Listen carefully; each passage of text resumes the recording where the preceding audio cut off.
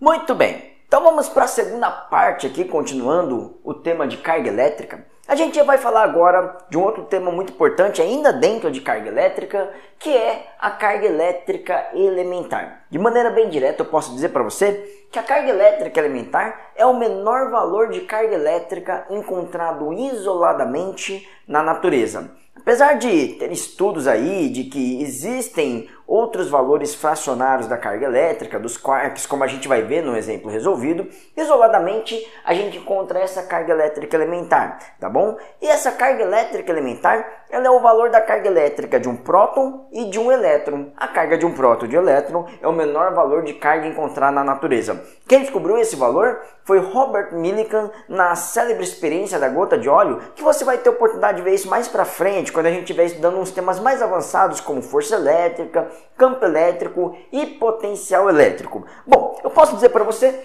que a carga elétrica elementar é uma das constantes da física e a gente representa pela letra E minúscula. O seu valor é 1,6 vezes 10 elevado a menos 19 Coulomb. Esse número aqui não é um número que você precisa decorar. E daqui, quando cair na sua provinha, vai ser fornecido para você. Mas apesar da gente trabalhar bastante com ele, né, a gente acaba decorando esse número. E como eu disse, esse daqui é o valor da carga elétrica de um próton ou de um elétron. Então a gente pode fazer o seguinte esqueminha. Eu posso dizer assim, carga elétrica do próton, ela é positiva e tem módulo dado por E, que é a carga elétrica elementar.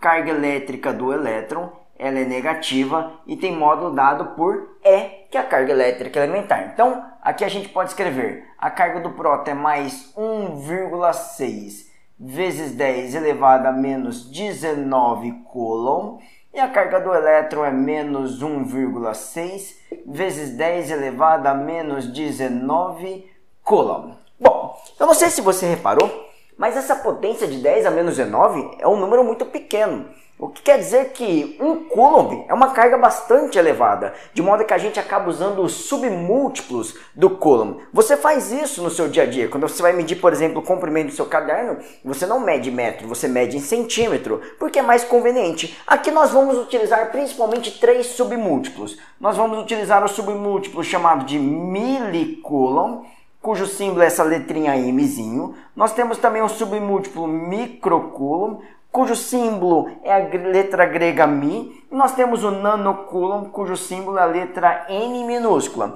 E o que cada uma dessas coisinhas representa? O milicoulomb é 10 elevado a menos 3 coulomb.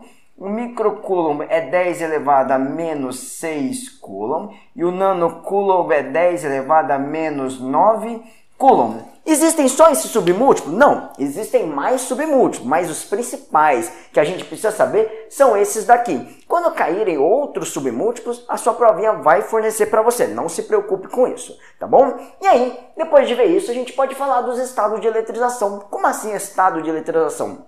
O corpo pode apresentar 3 estados. Ele pode ser positivo, pode ser negativo ou ainda pode ser neutro. Você deve se lembrar que eu disse para você que os nêutrons não têm carga elétrica. Então o número de nêutrons no corpo não vai importar pra gente, tá bom? O que vai ser importante é o número de prótons e o número de elétrons. Então a gente vai analisar com base no número de prótons e de elétrons. As 3 que nós podemos ter é número de prótons igual ao número de elétrons, número de prótons maior que o número de elétrons e número de prótons menor que o número de elétrons. Se a gente sabe que as cargas de próton e elétrons são iguais em módulo, um corpo que apresenta mesmo número de prótons e mesmo número de elétrons só pode estar neutro. Então, esse daqui é o nosso primeiro estado de eletrização. O corpo se encontra neutro quando o número de prótons é igual ao número de elétrons. Na natureza, a maioria dos corpos se encontra dessa maneira. Apesar da gente encontrar muitos prótons e elétrons num corpo, como esse corpo tem número de prótons igual ao de elétrons, ele acaba sendo neutro. Agora, se o corpo tiver mais prótons que elétrons, ele vai estar carregado positivamente, já que o próton é positivo. Do contrário, se ele tiver mais elétrons, ele vai estar carregado negativamente. Cuidado agora com a pegadinha que o seu vestibular gosta de fazer. Ele gosta de dizer assim, ó. Nesse segundo caso, o número de prótons maior que o número de elétrons, o corpo se encontra positivo, porque ele ganhou prótons. Cuidado, hein?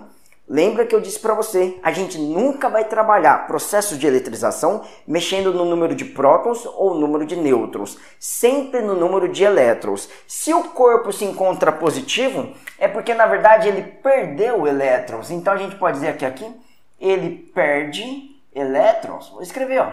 Ele tem que perder elétrons.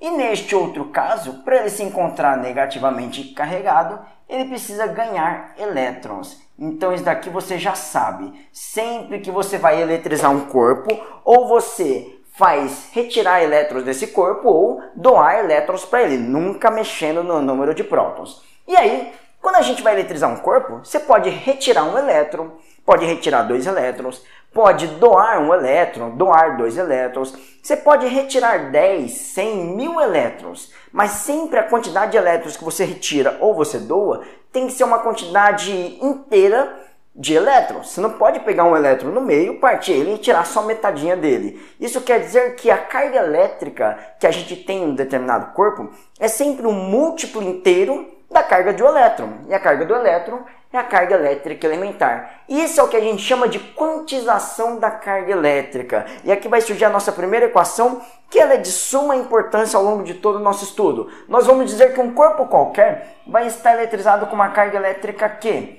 Esta carga pode ser positiva ou pode ser negativa. E sempre o múltiplo inteiro da carga elétrica elementar. Então aqui vou escrever N vezes E. Como eu já coloquei o mais ou menos, vou dizer que esse N tem que ser um número natural. Essa daqui é a nossa primeira equaçãozinha desse curso.